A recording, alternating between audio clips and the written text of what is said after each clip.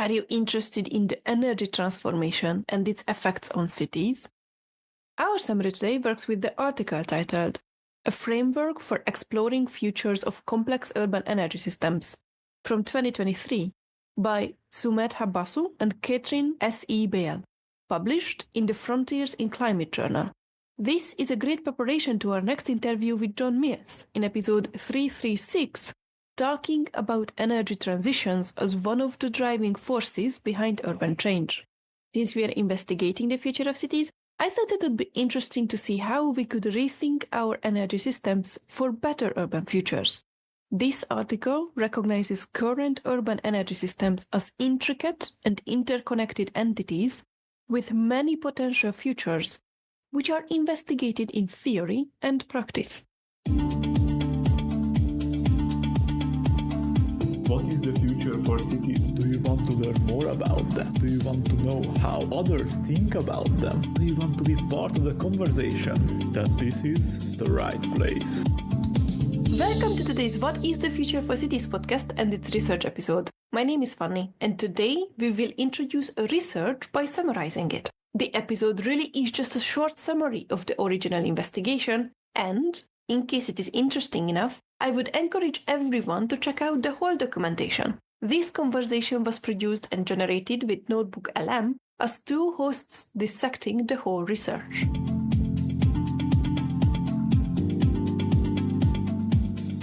Okay, imagine this for a second.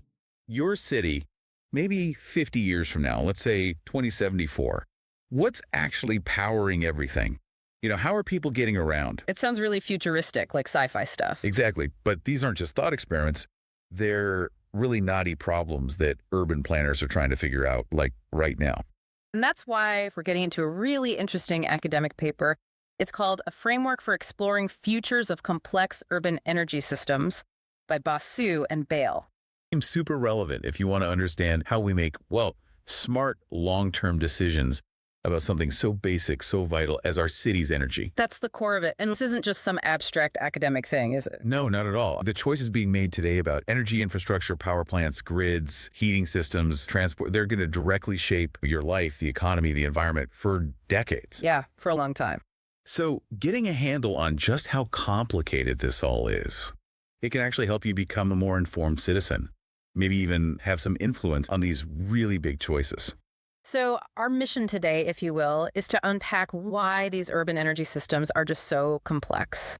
We'll look at maybe where the current ways of planning are falling a bit short, and then introduce you to a different way of thinking about the future of energy in our cities. Think of it like a toolkit for understanding the uncertainty, but also the possibilities.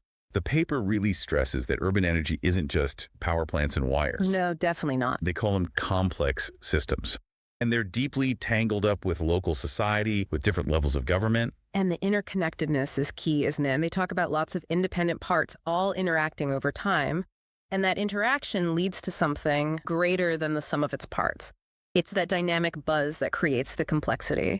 And crucially, these systems have place-specific characteristics, as the paper puts it, meaning your city's unique history, its social makeup.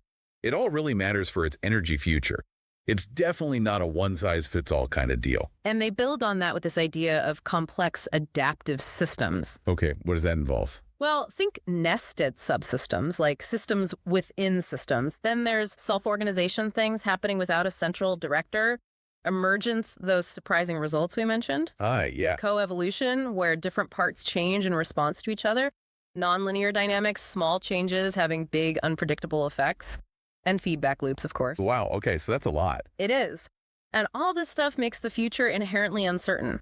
Hard to predict, really, like trying to guess exactly where every single car in a traffic jam will be in an hour. So this is where the traditional planning methods might struggle. That's what the paper argues, yeah. That typical top-down planning, setting simple targets, it often isn't quite enough in these super complex situations. And there are risks. Yeah. They mention the risk of policy paralysis, just getting stuck because it's all so complicated. I could see that happening. And also maybe overlooking really important things like who benefits and who loses out in the energy transition. So the key takeaway here for someone listening is predicting the energy future isn't like hitting a bullseye on a dartboard.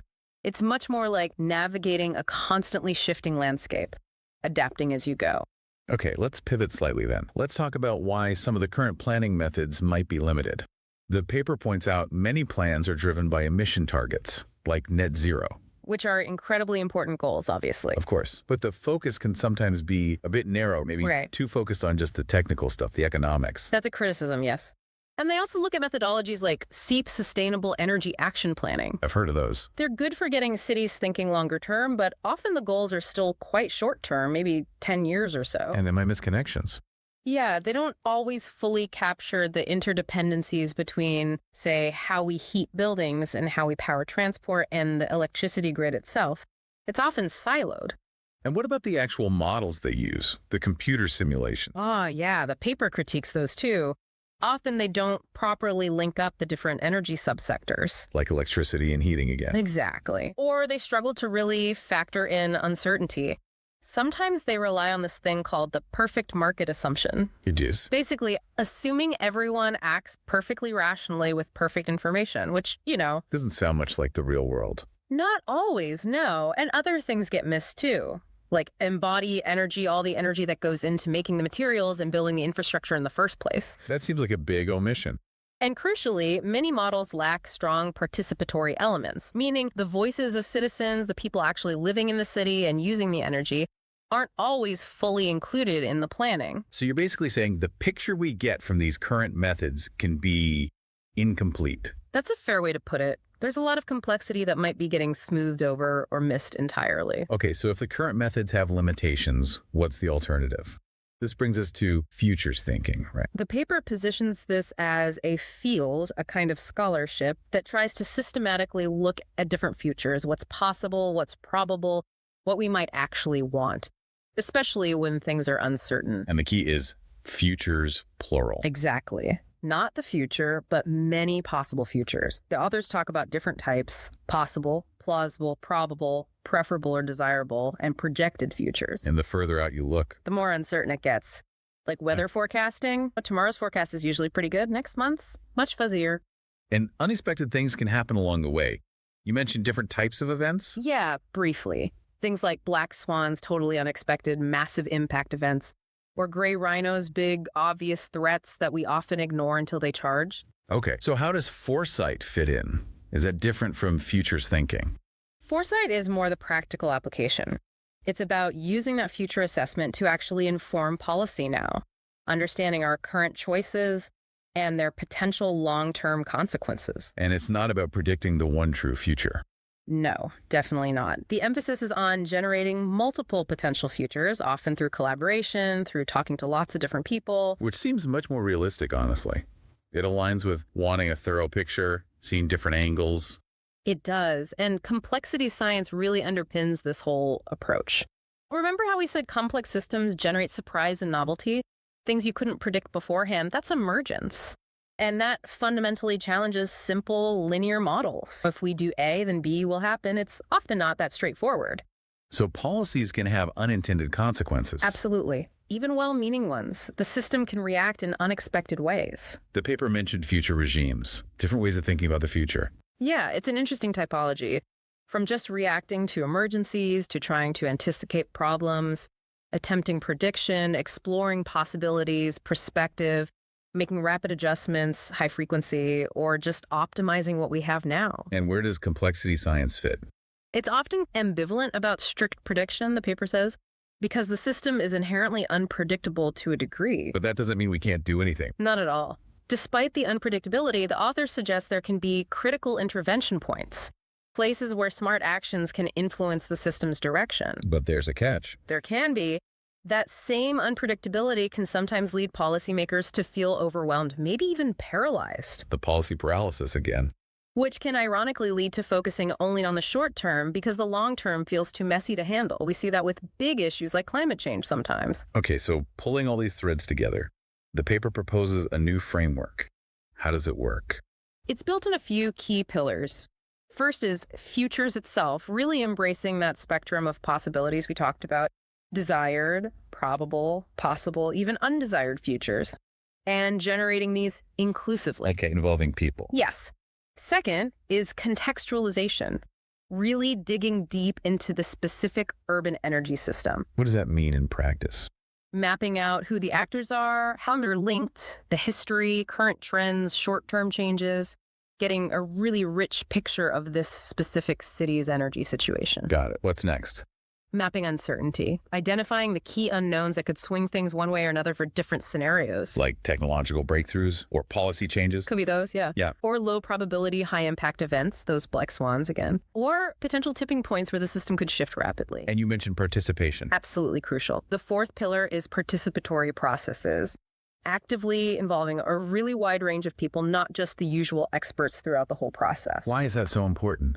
To gather diverse knowledge, different perspectives, make sure the futures being considered are actually seen as desirable and fair by the community. Makes sense. And the last piece. Futures governance. This is about developing strategies that are flexible, that can adapt, having regular reviews, setting up signposts to see which future might be unfolding, and thinking about how to manage potential negative side effects. So it's not a one-off plan. No, it's an ongoing process. The paper acknowledges it's resource intensive and needs tailoring to each city. And importantly, they stress thinking long-term, 50, even 100 years, for this to be really meaningful in these complex systems. Wow. So the big aha moment here is that this framework gives us a way to handle the complexity and uncertainty rather than ignoring it. That's the idea. It moves beyond those simpler models and embraces the reality of these dynamic urban energy systems. Okay, so wrapping up, thinking about our city's energy future, it's really this blend, isn't it? Understanding complexity, getting comfortable with uncertainty, and making sure lots of voices are heard. Yeah, it's less about predicting that single path forward. And more about preparing for a range of possibilities. Yeah. And trying to actively steer towards a future we actually want. Precisely. And the paper ends with a really thought-provoking point. For this kind of foresight to really take hold in energy planning, it says we need political appetite for long-term thinking, policy acknowledgement for uncertain futures, and scientific humility for incomplete knowledge. Political appetite, acknowledging uncertainty, scientific humility. That's quite a list. It is. And it raises a question, doesn't it? What role can citizens, like the people listening, play in actually fostering those conditions? That is a really good question to leave people with. We've really only scratched the surface today. It's a rich paper.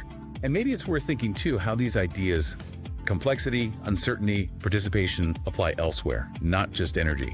What is the Future for Cities podcast?